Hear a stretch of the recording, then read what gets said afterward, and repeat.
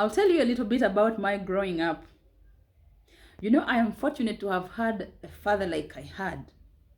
My father had time for us.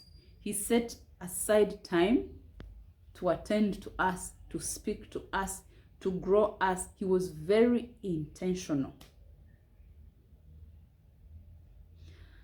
Every single one of my siblings has their own stories of how he sat with them and they spoke what they spoke. My own experience, I think I was in about maybe primary 3 or 4. When he called me the first time to talk about my relationships with the opposite gender. So he called me and said, Jennifer, you're a beautiful girl. You're an intelligent woman. You are growing up. Very soon your breasts will develop. And then young men will start noticing. They will come to you and confess their love for you. They will want to sleep with you. Don't accept. Because they don't mean it. They're lying. At that time, I'm not sure I understood, because our days were not like now. There was a lot of innocence, even in P4, P3. Kids now know a lot of things that we never knew in our time. So I'm not sure I really understood until when I was in P5 and I shared a desk with a boy. Now that boy came to me and said, I like your lips. And then as soon as he dropped that, my father's voice played in my head. He's lying.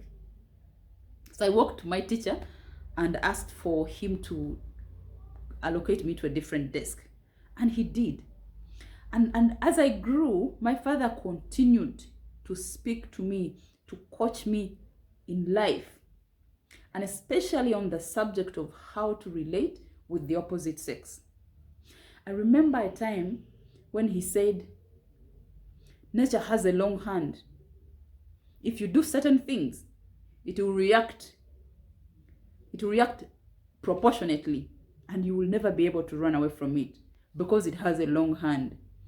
And he was saying, if you play with men now, the consequences will catch up with you. You will not run away from them, because the law of nature is like that. It gives nature a long hand. You can never run away from it. So as I grew up, he continued to tell me about how dangerous it would be for me to sleep with men. He said, Jenny, actually he would call me to his bedroom and ask me to sit on their bed. I narrated this story in Giant in Hiding. And he would say, look here, you're going to school. I was born in Busoga, so I'm a Msoga. So the first time I was joining secondary school, it was going to be in Buganda. So he said, you're going to study secondary from Buganda. I want you to understand that you are an ambassador from Busoga. I want you to know that it is my name, the Nyiro name, that has gone. Anything you do, you are tarnishing the man, Nyiro. And that is not going to go well. Remember what I told you about men. You are beautiful, you are intelligent, and men want those things. But all they want is to sleep with you. They are lying. They don't love you. So fast forward, S1, S2, of course they are coming. Oh, I love you. Oh, I think I like your lips. Oh, your boobs. You know how they how they present their so-called manifestos. And for all of them, as long as they were talking about those things, my father's voice rang in my head.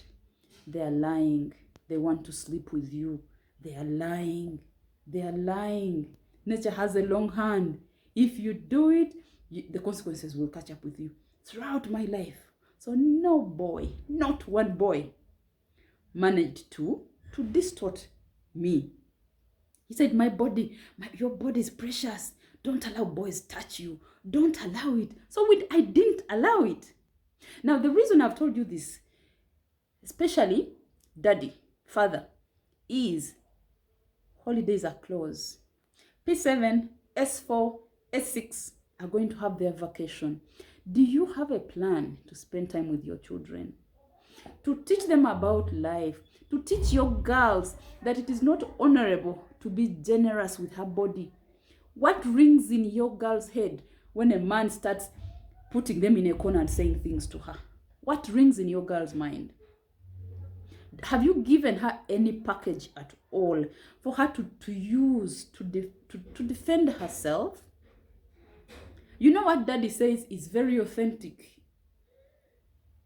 My daddy said, can your girl say confidently that my daddy said, and so because he said, I take it, I believe it. My daddy said so many things up to now that I go by because he said.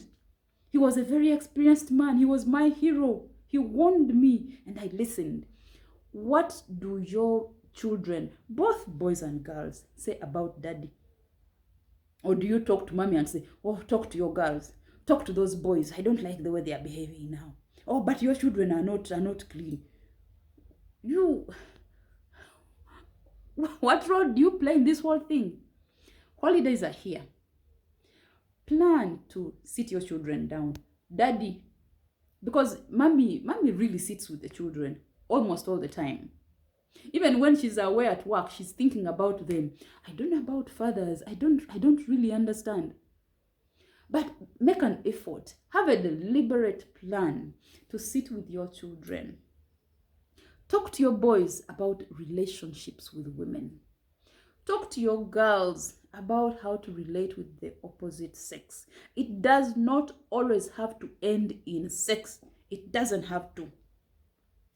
You can say no and still be someone's friend. Or well, if they don't want to be your friend because you have said no, they can go. That's what my daddy told me. So I told them no. Another one comes and said no. Another one, I said no.